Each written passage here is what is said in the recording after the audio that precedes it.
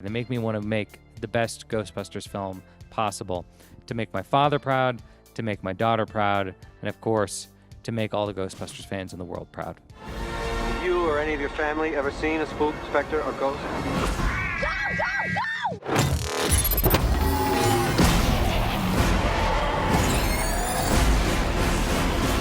First of all, Jason, it's a true honor to have you here today. Thank you for your time. Thank you. You have a unique perspective of this franchise because we know that you grew up with it.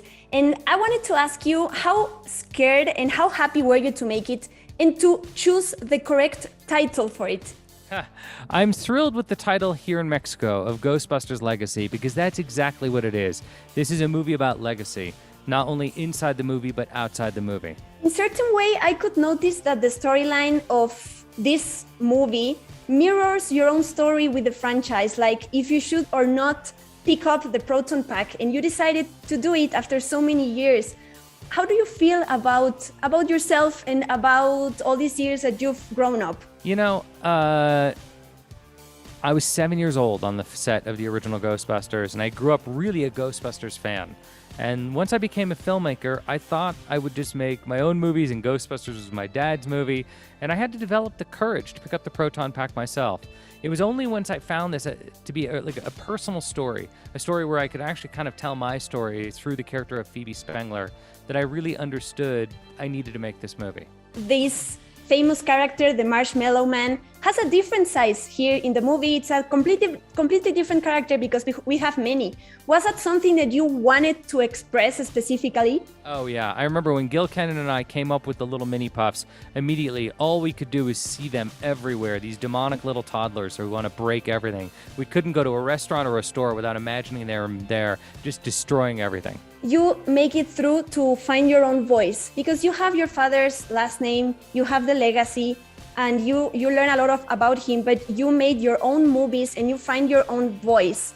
What can you tell me about that? I think that's a big part of becoming a director, is anyone who ever tries any art form, whether you're a writer, whether you play guitar, or, whether you paint paintings, early on as a child, you copy the people that you love.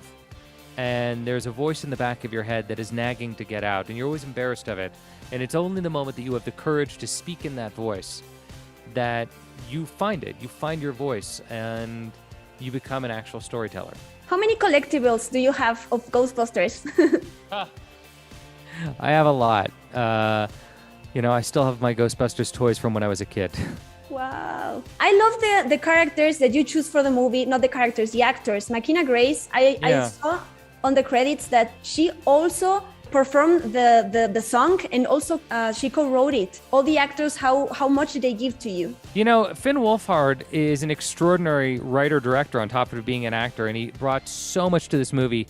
Paul Rudd is one of the great improvisers of all time, and he brought so much to this movie as well. And McKenna Grace, at the last second, showed me this incredible song, and I said, we need to put this in the credits. So I'm working with really incredible artists on all levels, and they just came to this movie with love. They wanted to, bring everything to it.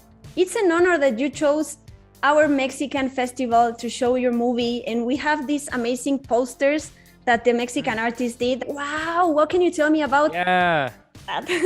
It is an absolute honor to be here in Morelia. From the moment I got off the plane and started driving into town, and I could just feel the city alive with this festival, all the people in the streets celebrating, and these signs and these posters, they made me feel so welcome at home.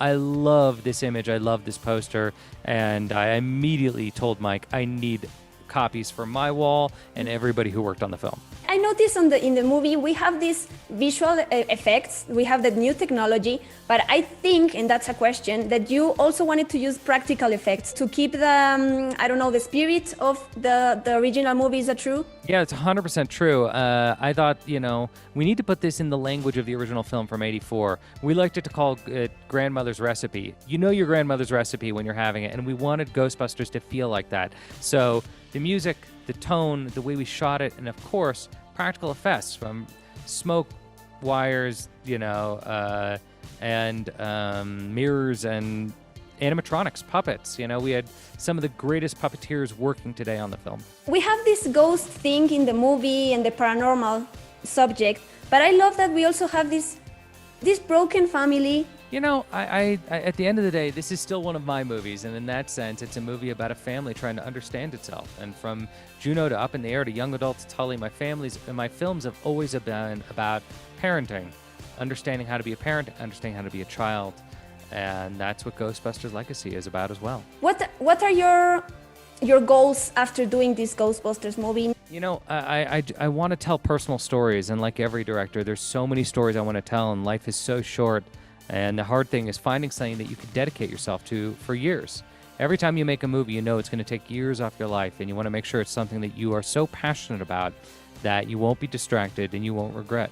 When you launched the teaser for Ghostbusters, you wanted to keep it as a secret, but because of the pandemic and all the time that has gone through after you launched that teaser, well, the communication changed, right? What have you heard or read about the fans, about the people since the day one when you decided to do this and now? It was so exciting because we actually announced the movie with a teaser, which that never happens. And it was really fun to see Ghostbusters fans embrace what we were doing and how we were doing it.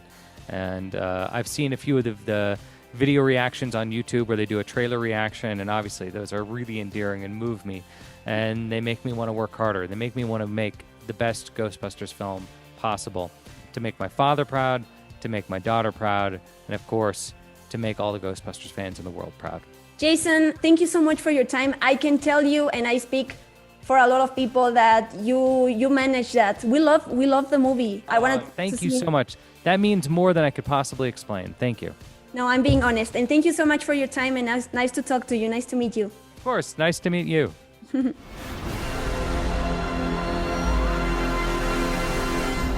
Ghostbusters, we're ready.